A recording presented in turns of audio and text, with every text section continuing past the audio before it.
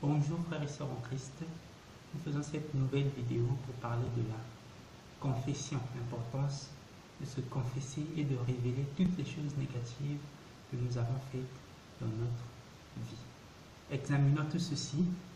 Livre si merveilleux, livre qui me montre le chemin de la vie.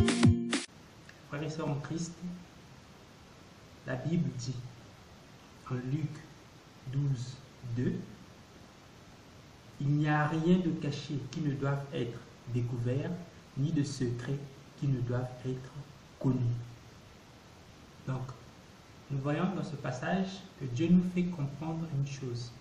Tout ce que nous faisons dans notre vie, tout ce que nous posons comme acte, tout ce que nous faisons comme chose, que ce soit positif ou que ce soit négatif, toute chose sera révélée. Il n'y a rien qui restera caché.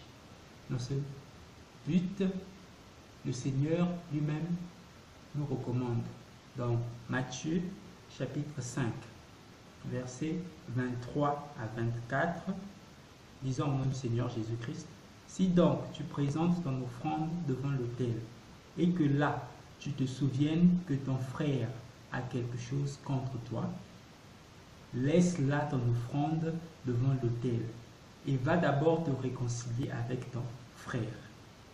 Puis, viens présenter ton offrande.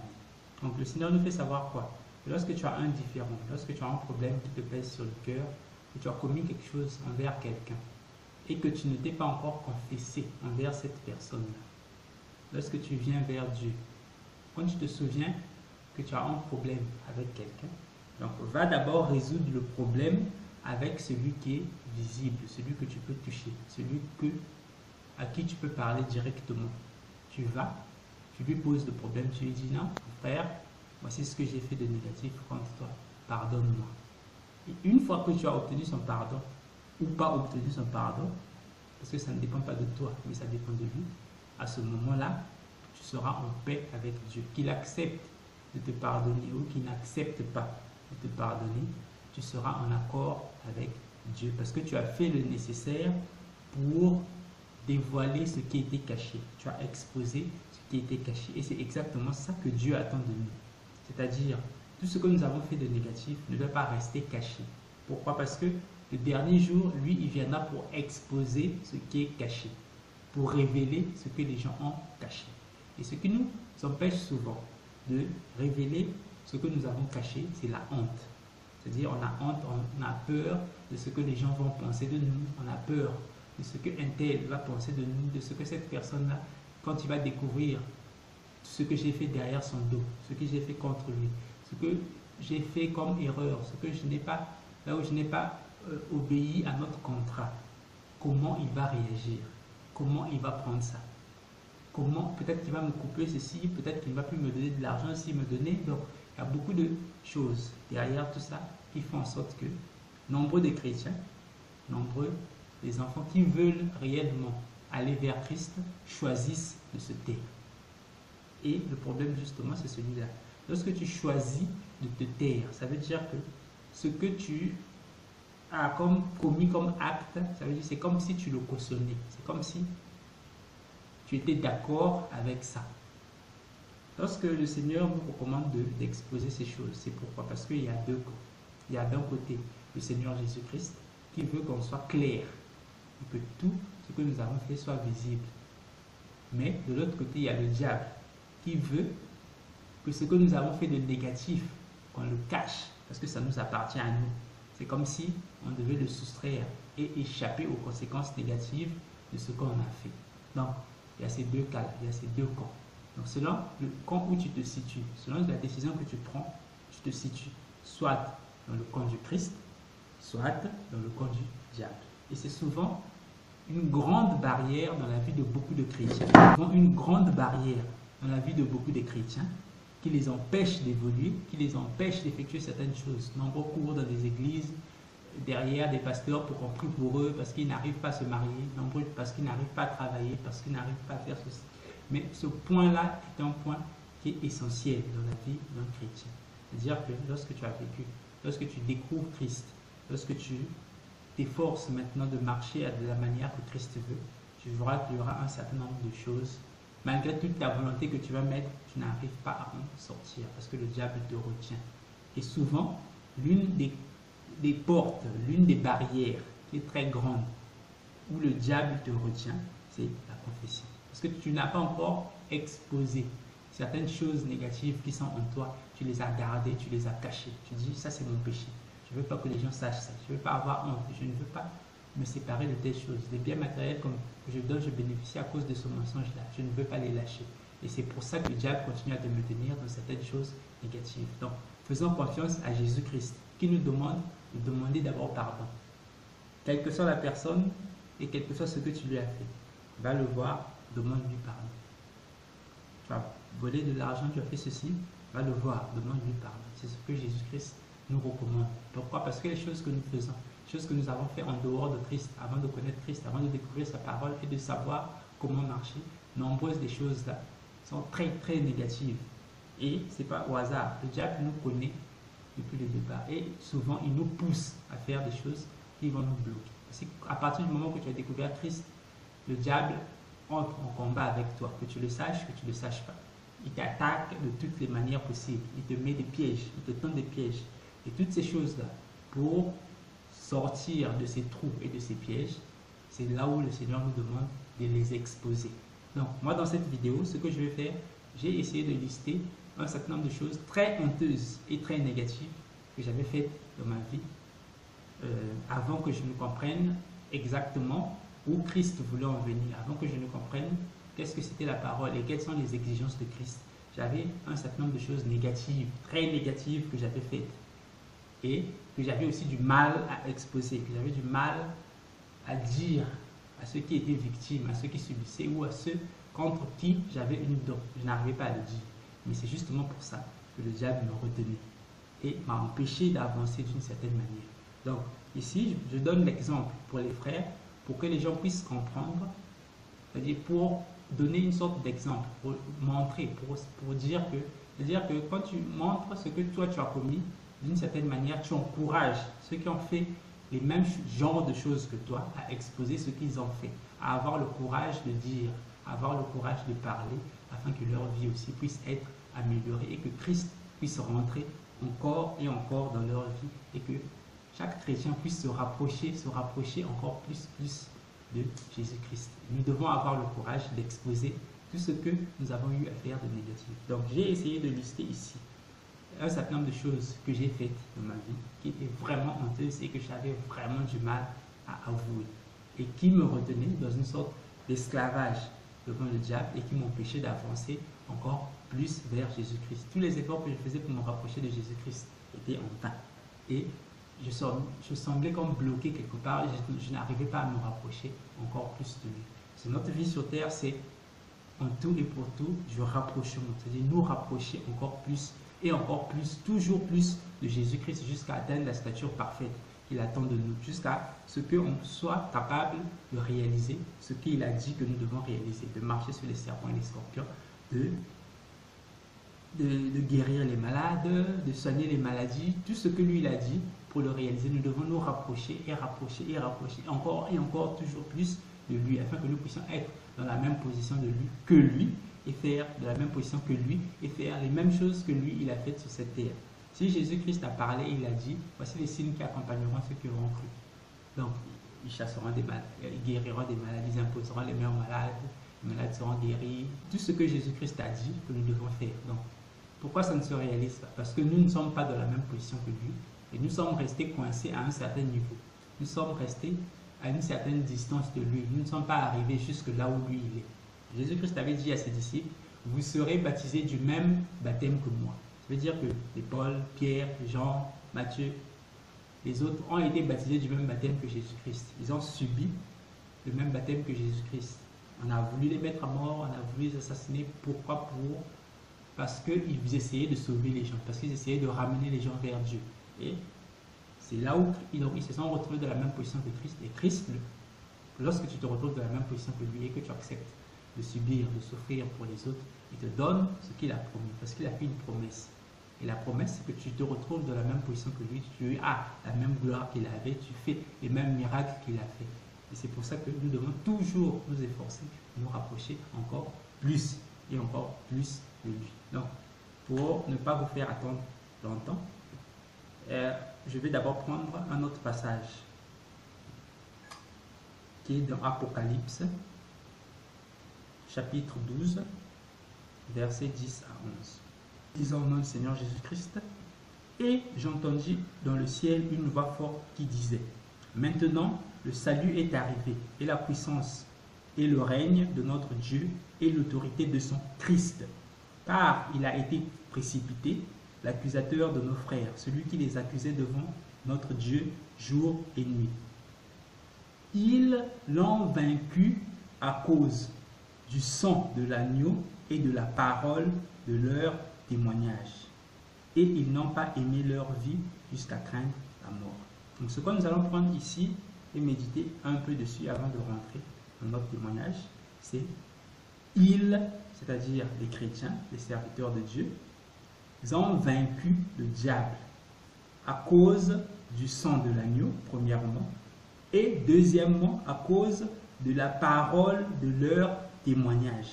Donc, il y a d'un côté le sang de l'agneau, et deuxièmement, la parole du témoignage. C'est les deux choses qui nous permettent à nous de vaincre le diable, d'après Apocalypse, chapitre 12, versets 10 à 11. Donc, il y a le sang de l'agneau et la parole de notre témoignage. Donc, c'est notre témoignage qui fait que le diable se retrouve vaincu. Le sang de l'agneau, premièrement, et notre témoignage. Donc, ce sont ces deux choses qui se combinent pour faire en sorte que nous avons vaincu le diable. Donc, c'est ces deux choses, justement. Donc, l'une d'elles que je vais utiliser ici, dans ce passage, c'est le témoignage, pour exposer ce que moi-même j'ai eu à faire, des choses qui sont, que je considérais comme très négatives, et qui sont très négatives, et que j'avais honte, j'avais peur, je me demandais, je me disais, je réfléchissais beaucoup avant de les exposer.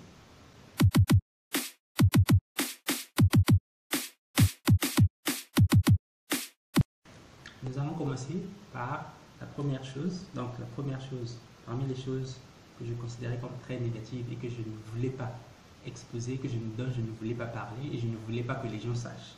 Lorsque j'étais plus petit, très petit encore en ce temps-là, je devais avoir peut-être 5 ou 6 ans, je ne me souviens pas très bien, mais toujours est-il que j'étais encore très petit et j'étais allé m'amuser avec des amis. Voilà pourquoi je dis toujours aux parents de veiller attentivement aux fréquentations de vos enfants, parce que vous ne savez pas celui que votre enfant fréquente, ce qu'il est et ce qui le pousse à faire.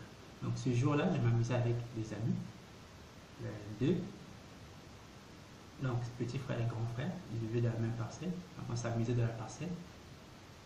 Jusqu'à ce jour-là, toute ma vie, je n'avais jamais pensé à voler quelque chose. Chez moi, ça n'existait pas. Et donc ce jour-là, lorsqu'on s'amusait, après un moment, ils m'ont pris tous les deux, ils m'ont dit, allons-y, nous allons voler la nourriture de la marmite de notre maman. Et donc, moi aussi, au lieu de refuser et d'aller les exposer, non, je n'ai pas fait ça. J'ai par contre accepté ce que eux ils me proposaient. J'ai accepté ce qu'ils me proposaient. Donc, j'ai accepté de les couvrir. Et moi-même aussi, j'ai pris un peu de nourriture dans la marmite de leur maman. Je ne me souviens même plus trop quelle nourriture c'était qu'ils avaient préparée. Donc, nous trois, nous avons volé la nourriture de la marmite de leur mère. On va dire, bon, c'est des petits enfants de 5 ans, 6 ans qui volent la nourriture de la marmite. C'est pas quelque chose de grave. Mais exactement, je vous assure que c'est exactement là que le diable a commencé son travail dans ma vie. C'est exactement là que ça a commencé. Lorsque ils m'ont demandé de prendre cette nourriture dans la marmite, juste au moment où j'ai accepté, quand on est passé à l'acte, lorsqu'on a touché à la marmite, on a pris ce qui était à l'intérieur, j'ai senti en moi comme si mes yeux s'ouvraient. Donc, quand vous lisez dans Genèse, lorsqu'on dit leurs yeux s'ouvrirent de Adam et Ève lorsqu'ils ont mangé le fruit, ce jour-là, moi j'ai ressenti exactement la même chose. C'est-à-dire, c'est comme si mes yeux s'ouvraient. C'est comme s'il y avait tout un monde qui était autour de moi que je ne voyais pas et que je venais à peine de découvrir. Donc, ce jour-là, c'était une chose très négative dans ma vie. Et c'est à partir de ce jour-là que le diable a commencé à agir sur ma vie et a commencé à me pousser du côté négatif. Justement, pourquoi? Parce que je ne savais pas que le diable, donc lorsque tu es enfant, grande personne, agit pour pousser les gens dans les choses négatives. Donc là, c'était un des points. Ce n'était pas le plus important, mais c'est un des points donc, par lequel le diable avait commencé à agir sur ma vie. On va passer maintenant au deuxième point. Donc toujours étant petit, vous savez, lorsque les garçons se retrouvent, ils discutent entre eux, ils parlent de beaucoup de choses, il y a certains qui veulent se faire. En fait, les gens s'apprécient en fonction de ce qu'ils savent. Ils disent que moi je sais telle chose, surtout les garçons, je sais telle chose, moi je sais faire telle chose. Et c'est à partir de ça qu'on dit que lui il est intelligent, lui il est ceci, lui il est plus avancé, lui il est derrière, c'est exactement ça. Donc, en ce temps-là, donc mes amis, la plupart qui étaient avec moi, ils vont, avec les garçons en grandissant, en fait, ils essaient de découvrir un certain nombre de choses dans la vie. Et donc, certains d'entre eux, d'après ce qu'ils disaient, avaient déjà vu la nudité d'une femme. Ce que moi, personnellement, à ce moment-là, je n'avais encore jamais vu. Et donc, lorsque les discussions tournaient autour de ce point-là, personnellement, je n'avais rien à dire. Et moi, je pensais en ce temps-là que c'était une chose négative. Or, au fond, c'était une chose positive. Sauf que je ne le savais pas. Et étant surtout enfant et manipulable. Donc, il, en quelque sorte, m'incitait à chercher, à savoir qu'est-ce que c'est la nudité d'une femme, à quoi est-ce que ça ressemble. Donc, à travers eux et à travers leur incitation, j'avais maintenant une idée dans ma tête. C'est-à-dire que cette idée-là était comme en permanence dans ma tête. Et c'était une chose très négative. C'est-à-dire l'idée de chercher à savoir à quoi ressemble le sexe d'une femme. Et cette idée-là est restée dans ma tête pendant excessivement longtemps. Et c'est ça, cette idée-là m'a poussé à faire beaucoup de choses négatives dans ma vie. Donc, surveillez surtout à qui fréquente votre enfant, c'est quelque chose de très important. Donc, à cause de cette idée-là, j'avais un autre ami, en ce temps-là, on était peut-être, j'étais au CM1, je crois, CM1, qui avait des bandes dessinées pornographiques dans sa chambre. Et du coup, moi, lorsque j'allais chez lui, ah non, je crois que je devais être déjà à ce moment-là au collège. Je devais être déjà au collège. Donc quand je passais chez lui, lorsque je rentrais dans sa chambre, peut-être pour passer le prendre, pour aller à l'école, ce jour-là, je découvre un livre pornographique. Et donc, qu'est-ce que je fais? Je prends le livre et j'étais en train de le lire. J'étais en train de lire ces BD pornographiques pour essayer de voir à quoi ressemble le sexe d'une femme. Or, justement, la Bible dit, tout ce qu'on sème, nous le moissonnerons. Ce qu'un homme aura semé, il le moissonnera aussi. Et donc, lorsque tu sèmes aujourd'hui une chose qui a l'air petite, mais qui est très négative, comme voir des bandes dessinées, plus tard, ça t'emmènera à quelque chose d'autre, parce que tu as sémé. Tu es en train de s'aimer. Tu voles peut-être des petites choses. Demain, tu voleras plus grand parce que tu es en train de semer. Et ce que tu sèmes, ça va grandir. Et lorsque ça grandit, ça donne des résultats plus grands. Donc, ces petits vols, parce qu'à partir du moment que mes amis m'avaient parlé, que j'étais allé voler la nourriture de leur marmite, de leur maman, à partir de ce moment-là, même à la maison, je commençais à voler l'argent, je commençais à voler. Ma maman faisait des sucettes glacées. Je volais les sucettes glacées. Voilà, donc, toutes sortes de vols par-ci, par-là. Une fois, je suis même allé voler de l'argent chez les voisins, des amis de la famille. Je suis arrêté, j'avais volé une pièce de 100 francs et ils avaient découvert. Et c'est même ce qui avait fait en sorte que j'arrête de voler en fait à l'extérieur de chez nous. Donc mon vol à moi s'est arrêté seulement chez nous à la maison. Donc c'était quelque chose qui nous concernait nous-mêmes de voler, ou quand on m'envoyait au marché, je m'arrangeais pour avoir quelque chose qui reste et venir tromper à la maison qu'il n'y a pas eu d'argent qui reste. Donc, je montais toutes sortes de stratégies pour récupérer de l'argent. Mais en fait, tout ça au départ, c'était pas moi qui le voulais, mais j'avais été incité. Vous voyez? Donc, regardez des livres pornographiques, des BD pornographiques. Mon grand frère aussi avait des livres pornographiques qu'il cachait. Et du coup, moi, qu'est-ce que je faisais? Lorsque j'étais à la maison, je partais fouiller ses affaires. Je trouvais ces livres-là et je les regardais. Je regardais les livres, je lisais, je regardais. Et c'était comme ça. En ce moment-là, je ne connaissais rien au sexe, rien du tout. Et donc, je ne faisais que regarder. Et ça créait quoi en moi? Ça ne m'apportait rien du tout. Côté positif. Donc, ça, c'est un des deux points. Le deuxième point.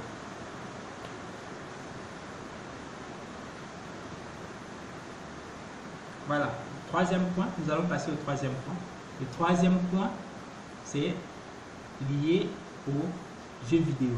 En fait, dans ce temps-là, j'avais découvert les jeux vidéo et c'est-à-dire que à partir du moment que j'ai découvert les jeux vidéo, je n'avais plus rien de plus important dans ma vie que les jeux vidéo. Les jeux vidéo, donc s'amuser avec des manettes, voir des images sur l'écran, des combats, ce genre de choses. Pour les petits enfants, croyez-moi, c'est exactement comme une drogue. Et c'est plus qu'une drogue, c'est-à-dire que vous allez voir des enfants qui oublient même de manger à cause des jeux vidéo. C'est plus qu'une drogue, c'est grave. C'est-à-dire que lorsque vous soumettez vos enfants aux jeux vidéo, vous ne vous rendez pas compte de la gravité de l'acte que vous commettez. Mais c'est un acte qui est très, très, très, très grave. C'est comme un peu comme donner, c'est-à-dire la vraie drogue. C'est-à-dire que vous prenez une drogue, vous l'injectez en quelqu'un. Les effets que ça va produire, cette drogue-là, lui-même, il ne les connaît pas, ou vous ne les connaissez pas, parce que ça va le rendre dépendant, c'est-à-dire qu'il ne pourra plus s'en passer. Et c'est exactement l'effet que produisent les jeux vidéo sur les enfants. Donc, faites très, très, très attention avec les jeux vidéo. Et du coup, moi, mon grand frère avait les jeux vidéo, il y avait même ce qu'on appelait dans ce temps-là un club de jeux vidéo. Donc, c'est une salle où en place des téléviseurs et une console de jeu et les gens, les clients peuvent venir jouer au jeu en payant une certaine somme. Donc, et pendant ces vacances-là, on avait donc ce club-là ou cette salle de jeu-là à la maison. Donc après la fin des vacances, comme c'était la rentrée, papa avait décidé que cette salle de jeu-là ne pouvait pas rester à la maison parce que les enfants devaient aller à l'école, ça devait embrouiller les enfants. Donc qu'est-ce que mon grand frère a fait? Il a déplacé sa salle de jeu, il l'a emmené à un autre endroit. Donc à partir du moment qu'il l'a mené de l'autre côté, voilà. Donc ce qui était convenu, c'est ce que moi, en tant que dépendant des jeux vidéo, je faisais, c'était quoi? Quand je partais à l'école, au lieu de revenir directement à la maison, je passais d'abord à la salle de jeu. Et lorsque j'ai fini à la salle de jeu, je revenais à la maison. Ce qui faisait que j'arrivais souvent tard à la maison. Donc j'arrivais souvent tard à la maison. Et c'est là que papa m'a blâmé et il m'a interdit dorénavant de partir à la salle de jeu de mon grand frère. En ce temps-là, pour moi, m'interdire les jeux vidéo, c'était comme m'interdire de respirer. C'était exactement la même chose. Donc, quand il m'a interdit les jeux vidéo, je me disais, bon, de toute façon, c'est mon grand frère, lui et moi, on va s'entendre. Même si papa a dit, ce n'est pas un problème grave. Donc, j'aurais toujours continué à aller jouer aux jeux vidéo. Donc, le lendemain, j'ai fini à l'école, même chose. Je passe d'abord par la salle de jeu avant de rentrer à la maison. Et là, lorsque j'arrive, c'est mon grand frère maintenant qui s'oppose à ce que je puisse jouer au jeu. Il me blâme et il me chasse de la salle de jeu. Donc, cet acte-là qu'il avait posé, moi, ça m'avait vraiment déplu.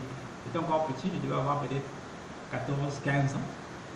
Donc, imaginez, dans ma tête, c'est-à-dire que pour moi, le jeu vidéo, c'était ma vie. Et lorsque tu m'interdisais ça, c'était un problème grave.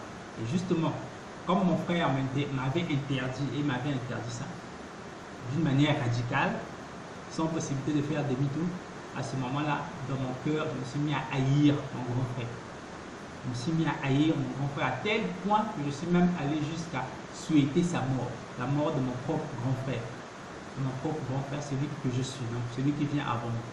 J'ai souhaité sa mort pendant longtemps, jusqu'à ce que je me suis rendu compte que ce que je faisais, c'était totalement ridicule. Et lorsque je me suis rendu compte que ce que je faisais, c'était totalement ridicule, c'était peut-être une année plus tard que je me suis rendu compte de ça. Lorsque je me suis rendu compte, j'ai donc arrêté de souhaiter sa mort. Mais le problème, c'est que j'avais déjà souhaité sa mort pendant un certain temps. Et comme il ne le savait pas, donc c'était déjà un problème pour moi. Parce qu'il fallait que j'avoue une chose que j'avais pensée à l'intérieur de moi et que je trouvais excessivement grave et que je n'arrivais pas à sortir ça de ma bouche. C'était quasiment impossible pour moi de prononcer cette phrase-là, de dire à mon grand frère, vraiment j'ai souhaité ta mort à cause de simples jeux vidéo. Pour moi, c'était impossible de prononcer ça. Donc, je suis resté comme ça pendant de nombreuses années et je n'arrivais pas à lui dire. Je suis resté comme ça pendant de nombreuses années et je n'arrivais pas à lui dire. Jusqu'au jour où je me suis rendu compte que tant que je ne lui dirais pas, ma vie aussi n'allait pas évoluer. Tant que je n'allais pas lui dire, ma vie aussi n'allait pas évoluer. Et comme on était dans deux villes différentes, je me suis dit que je devais peut-être l'appeler. Je n'arrivais pas en tout cas à l'appeler. J'ai essayé, je n'arrivais pas. Ça ne marchait pas. Et donc je me suis dit, bon, comme je ne peux pas le prononcer, si je ne peux pas le prononcer, au moins je peux l'écrire. Et c'est ce que j'avais fait. J'ai écrit un SMS, un long SMS pour lui expliquer. J'ai envoyé le SMS sur son téléphone. Premier numéro, deuxième numéro. Et j'ai renvoyé le SMS une deuxième fois pour être bien sûr qu'il avait reçu le SMS. Et lorsqu'il a reçu, mon grand frère m'a dit, ce n'est pas grave. Je ne me souviens pas exactement de ces mots, mais ce qu'il m'a dit, c'est dans le sens de, ce n'est pas grave, c'est quelque chose qui est passé. Ce n'est pas ça qui va nous séparer, toi et moi, je reste ton grand frère. C'est ce que tu as avoué, ce que tu avais fait, et que Dieu lui-même puisse agir. Et c'est à ce moment-là que j'ai senti un très très grand poids quitter mon cœur.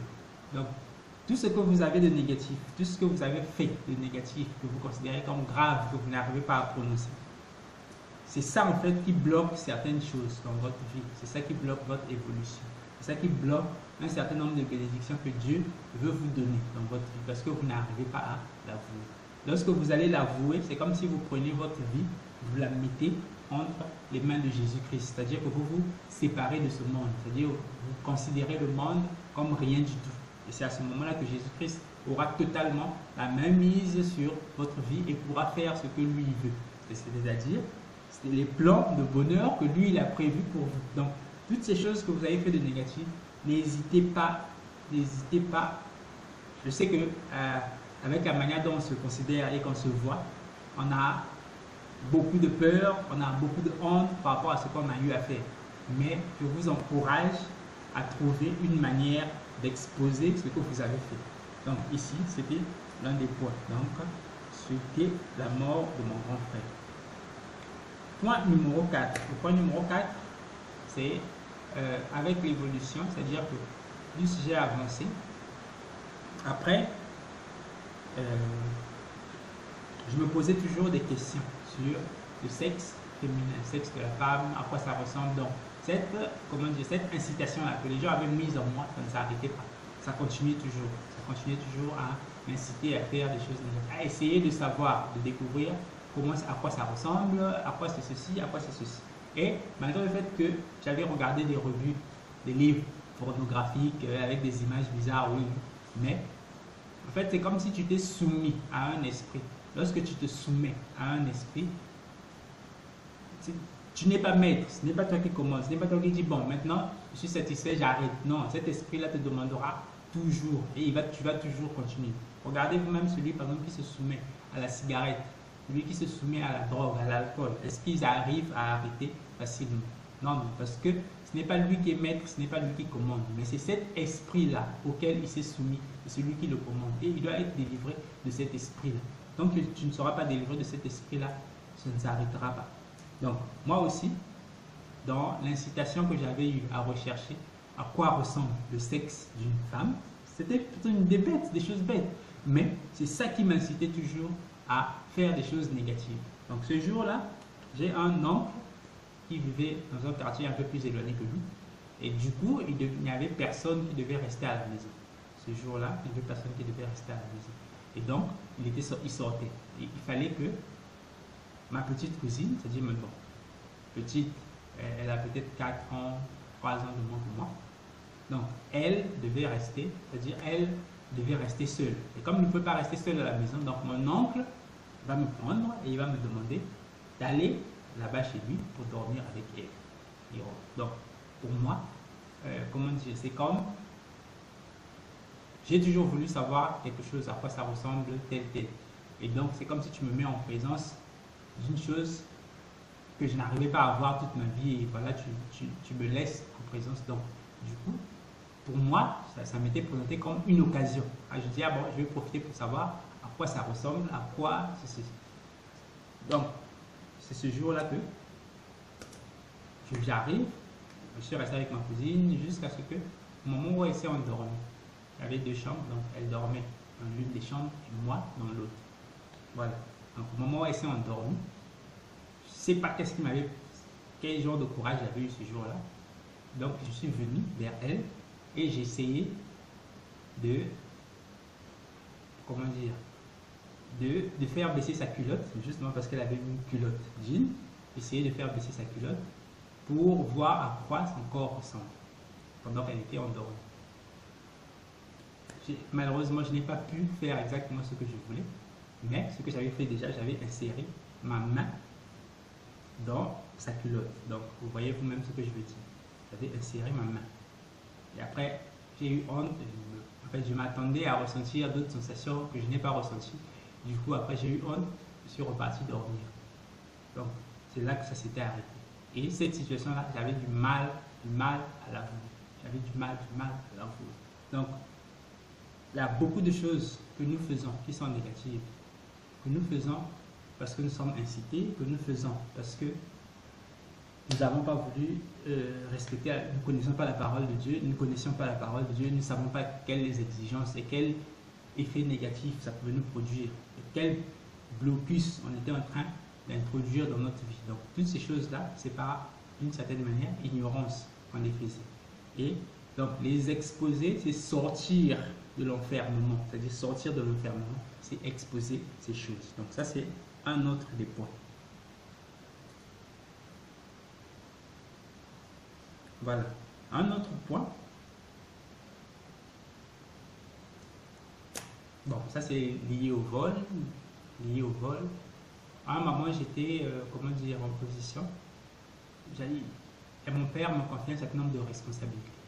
Me confiait un certain nombre de responsabilités. Et du coup, ça faisait en sorte que j'avais une certaine somme toujours qui lui appartenait entre mes mains. Et du coup, cet esprit de vol me poussait toujours, continuait à agir en moi. Et me poussait. Je faisais quoi? Donc, je volais de l'argent à mon père et je payais des portables. Je payais des portables chers, portables. Et du coup, j'avais toujours des portables chers avec moi. Voilà, donc tout ça. Et ça aussi, j'avais du mal à l'avouer. J'avais vraiment du mal à l'avouer. Je n'arrivais pas à le dire. Mais j'avais fini par le dire aussi. J'ai fini par exposer. Donc, c'est comme ça, en exposant ces choses-là, que vous faites tomber le blocage. C'est-à-dire que s'il y avait un blocage, une séparation entre toi et Dieu, justement la séparation, elle vient du fait de ce que Jésus a exposé.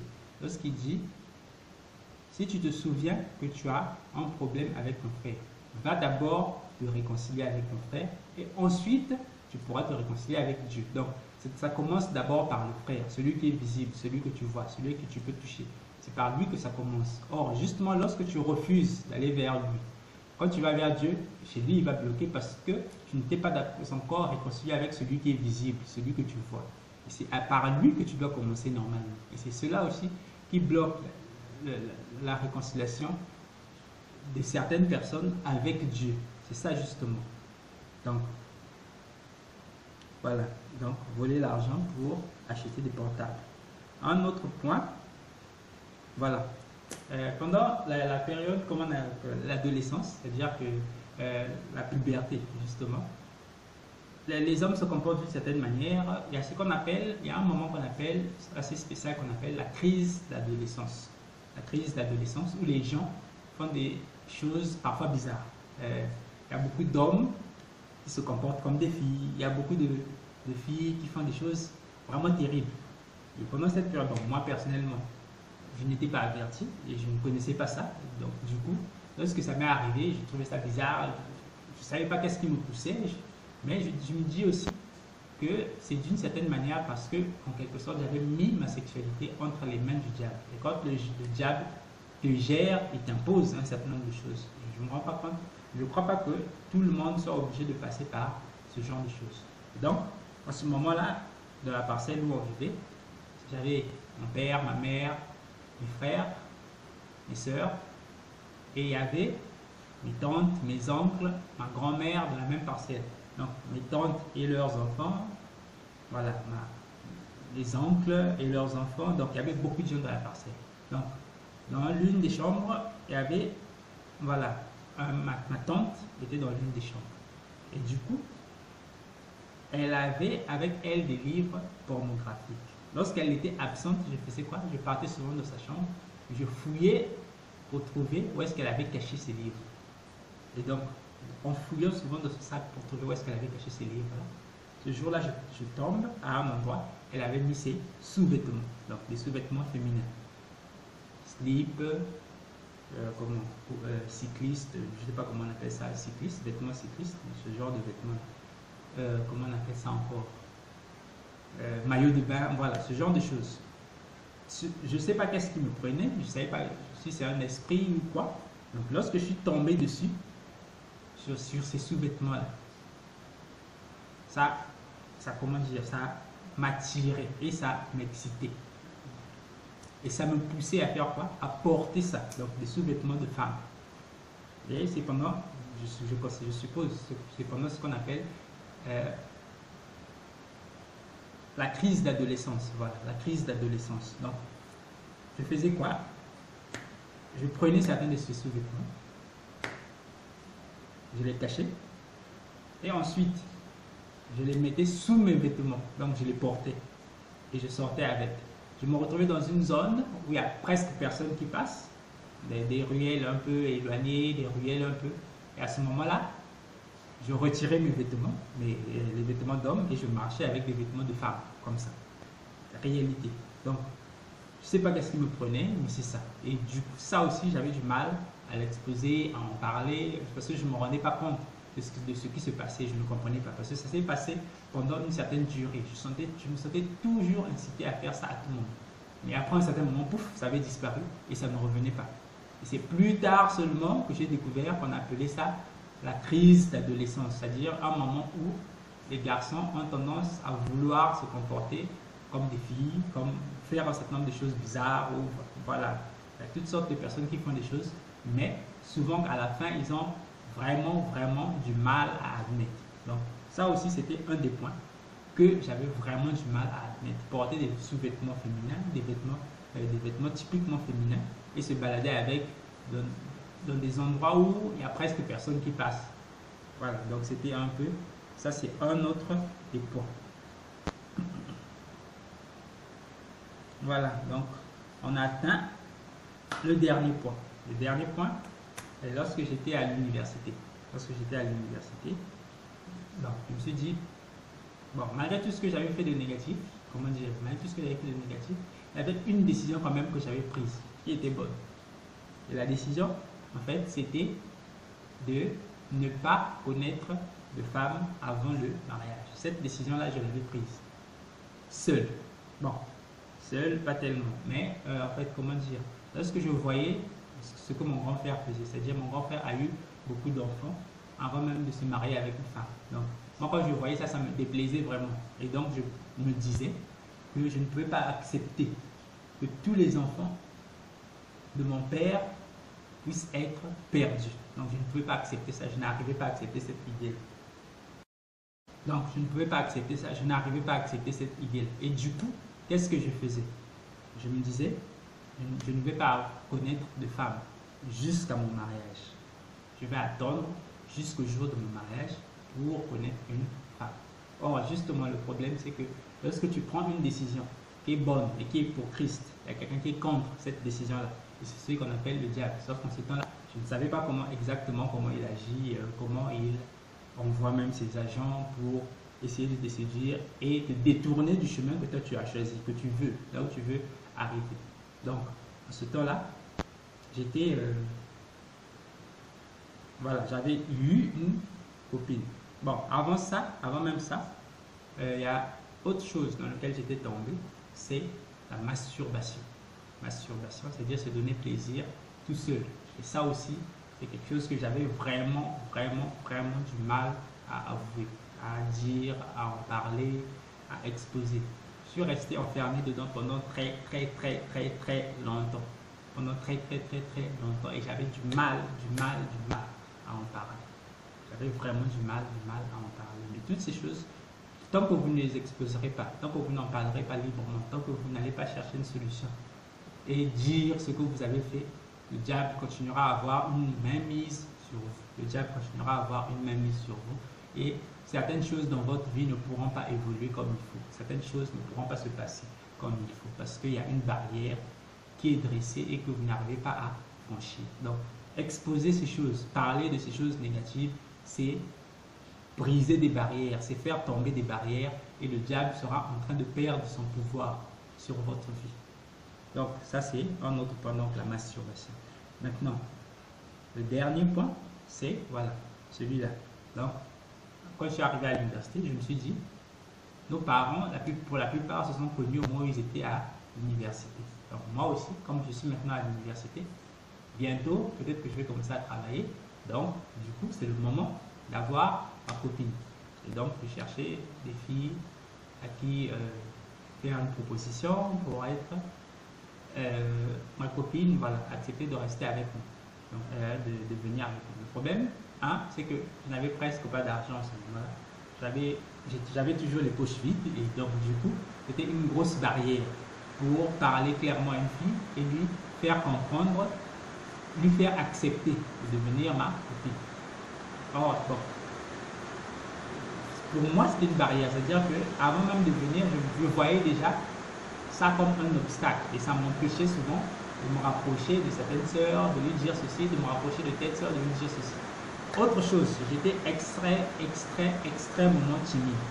J'étais extrêmement timide, donc je n'arrivais pas à aborder une sœur et à lui parler comme ça, à lui dire non, voici ce que je veux, je souhaiterais qu'on fasse ceci. Non, non, pour moi, c'était totalement impossible. Et donc, il y avait cette barrière-là aussi.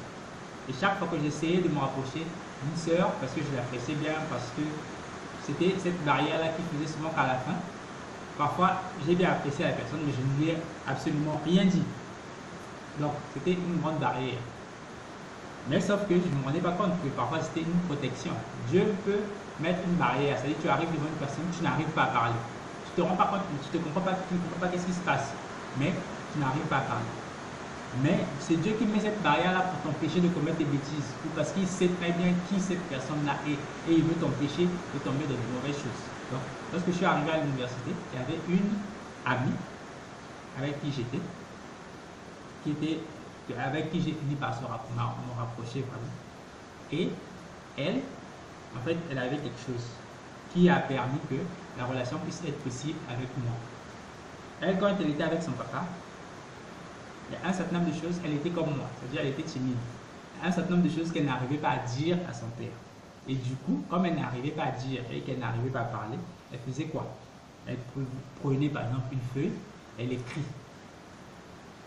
Et elle laisse sur la table. Et à un moment, son père va venir, il va voir la feuille, il va lire et il va savoir que bah, ma fille voulait telle chose. Et c'est comme ça qu'elle procédait. Et c'est ça en fait qui avait été comme une passerelle. C'est-à-dire que je n'arrivais pas à parler. Elle savait ce qu'il fallait faire pour transmettre un message. Et c'est ce qui s'est passé. Elle avait pris une feuille. J'ai toujours essayé de discuter. Les mots ne sortaient pas de ma bouche. Du coup, elle avait pris une feuille. On se tenait côte à côte. C'est vraiment ridicule, mais c'est ça qui s'était passé. Donc, elle prenait la feuille, elle écrivait dessus, elle me donnait la feuille, je lisais et j'écrivais dessus. Et c'est ce qui a fait qu'elle a fini par devenir ma copine, ma fiancée. Bon.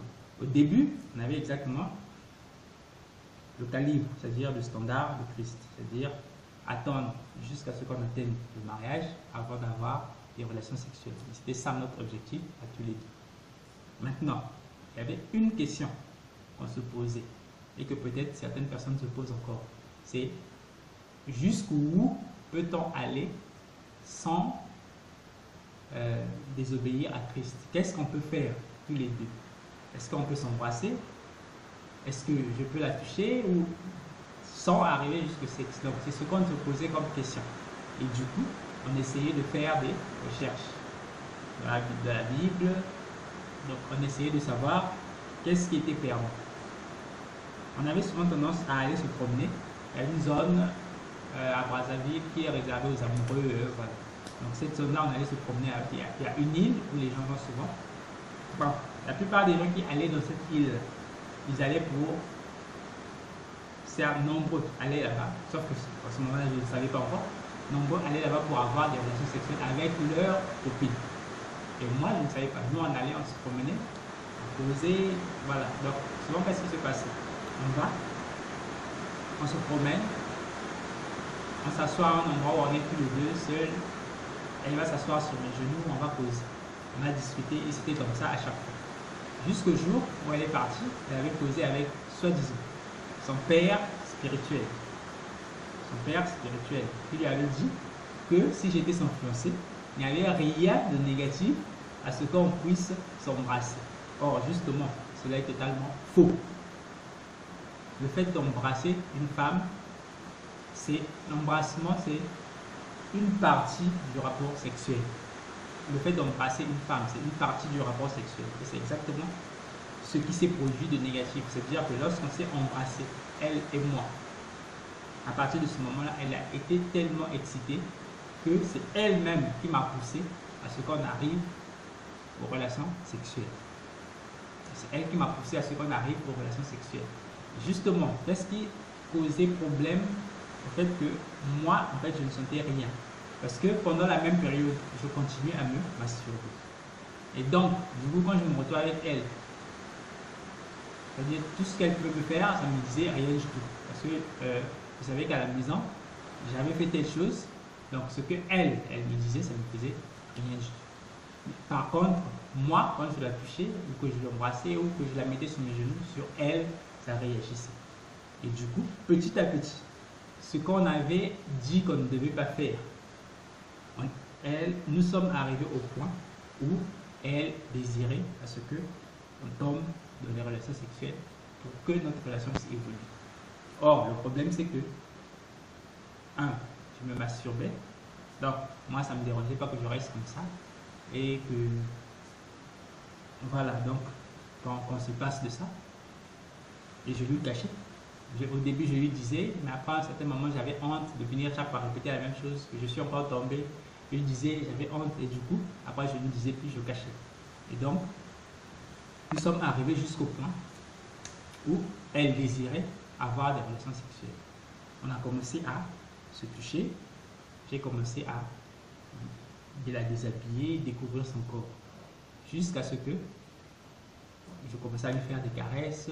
Mais lorsqu'on est arrivé au point où il fallait qu'on fasse la chose, je n'arrivais pas. Je restais coincé. Et c'est là que ça bloque. Et c'est là que ça bloque. Et c'est comme ça à chaque fois. Et du coup, une fois, elle m'avait pris par surprise. Elle s'est, comment dire, on s'amusait, elle s'est déshabillée. Elle a pris ma tête, donc elle a mis ma bouche sur son sexe. Vous savez vous-même ce que ça représente. Donc c'est exactement ça. Et ce jour-là, voilà, j'avais sucé. Je l'avais sucé. Donc, et ça aussi c'est quelque chose que j'avais vraiment du mal à reconnaître. J'avais vraiment du mal à reconnaître. Donc ce jour-là, j'avais sucé une femme. Et c'est une chose qui est excessivement négative. Une chose qui est excessivement négative que je ne vous recommande pas de faire, même pas envers votre femme mariée. Le sexe oral, c'est interdit. C'est une abomination devant Dieu. Dieu ne veut pas que on puisse avoir du sexe oral. Non, non, non. Dieu ne veut pas de ça. C'est exactement par ça que Sodome et Gomorrhe, donc c'est ce genre d'abomination-là qui ont fait que certaines villes ont été détruites, que Dieu a frappé des gens, que Dieu a agi. Il a puni des gens, il a puni des villes entières. Donc, toutes ces choses semblables-là, l'homosexualité, le sexe oral, c'est interdit. Dieu ne veut pas de ça. Et donc, moi, j'avais été poussé dans ça, sans que je ne le fasse exprès. Mais elle, par l'incitation qu'elle avait et par l'envie qu'elle avait, elle m'avait pris et je n'avais pas rejeté. Je l'avais fait pour éviter de la frustrer, mais après, je lui avais dit que je ne pouvais plus jamais faire ça. Moi, c'est ce que je lui avais dit. Et on s'était finalement séparés parce qu'elle voulait du sexe et moi, je restais sur mon idée. Et du coup, nous avons fini par nous séparer. Elle est allée de son côté et moi aussi de mon côté. Donc, c'était à peu près ça que j'avais noté.